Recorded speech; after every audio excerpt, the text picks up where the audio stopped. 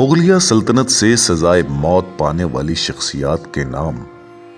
Number 1، دلہ بھٹی، رائے عبداللہ بھٹی شہید، جسے عام طور پر دلہ بھٹی، پنجاب کا بیٹا یا پنجاب کا رابن ہوڈ کے نام سے یاد کیا جاتا ہے۔ خطہ پنجاب سے ایک مشہور دستانوی مسلمان راجپوت تھا جس نے شہنشاہ اکبر کے دور میں مغلوں کے خلاف بغاوت کی قیادت کی۔ نمبر 2، بندہ سنگھ بہادر۔ بندہ سنگھ بہادر ایک سکھ فوجی افسر تھا۔ یہ پہلا سکھ سپہ سالار تھا جسے مغلوں کے مقابلے میں فتح ملی، اور یوں چھوٹے صاحبزادوں کے قتل کا انتقام پورا ہوا۔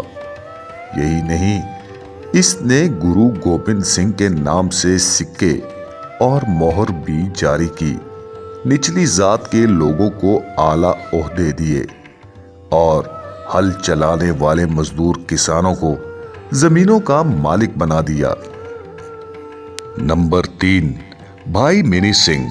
بھائی منی سنگھ پرمار سکھ راجپوت کا جنم 10 مارچ سن 1664 کو موضع علی پور، شمالی ضلع مظفر گڑھ میں ہوا تھا۔ اس کے باپ کا نام مائی داس اور ماں کا نام متری بائی تھا۔ نمبر 4، حقیقت رائے۔ حقیقت رائے کا پورا نام حقیقت رائے باگمل پوری سیالکوٹ کے ایک ہندو کھتری کا اکلوتا لڑکا تھا جسے مغلیہ دور حکومت میں ایک گستاخانہ دستاویز تحریر کرنے کی وجہ سے سزائے موت دی گئی تھی۔ نمبر 5، خسرو مرزا۔ خسرو مرزا مغل بادشاہ جہانگیر کے سب سے بڑے بیٹے تھے۔ خسرو مرزا کو 1622 میں شاہ جہاں کے کہنے پر مار دیا گیا تھا۔ نمبر 6، سرمد۔ سرمد آرمینیا کا باشندہ کاشان میں مقیم رہا۔ نسلاً یہودی تھا اور اسرائیلی زبانوں اور علوم کا ماہر تھا۔ مشہور حکماء ملا صدرہ شیرازی اور ابو القاسم فردوسی کا شاگرد تھا۔ ہندوستان آ کر حیدرآباد میں مقیم رہا۔ عبداللہ قطب شاہ نے اسے خوش آمدید کہا۔ وہ اپنے ٹھٹھا کے قیام کے دوران ایک ہندو لڑکے ابھی چندر پر ایسا عاشق ہوا کہ وہ اس کا ہو کر رہ گیا۔ اسے کئی زبانیں سکھائیں۔ اس ہندو لڑکے نے اس کی نگرانی میں توریت کے ابتدائی حصے کا فارسی ترجمہ بھی کیا۔ نمبر 7، سمبھاجی۔ سمبھاجی مرہٹہ سلطنت کے دوسرے چھترپتی اور مرہٹہ سلطنت کے بانی شیواجی کے بڑے بیٹے تھے۔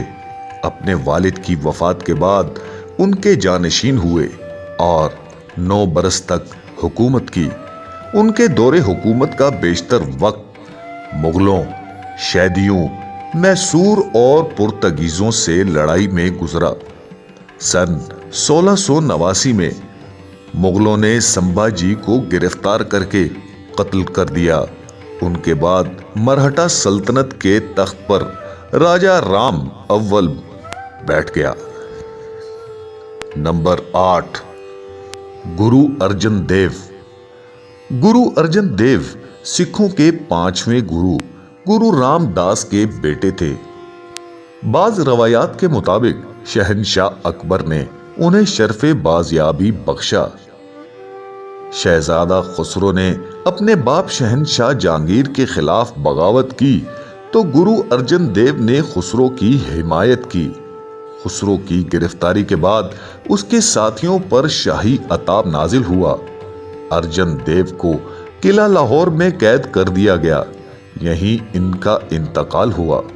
قلعہ لاہور کے قریب گردوارہ ڈیرہ صاحب انہی کی یاد میں تعمیر کیا گیا۔ گرو تیغ بہادر۔ گرو تیغ بہادر کو نویں نانک کے طور پر جانا جاتا ہے۔ وہ سکھ مذہب کے 10 میں سے 9 گرو تھے۔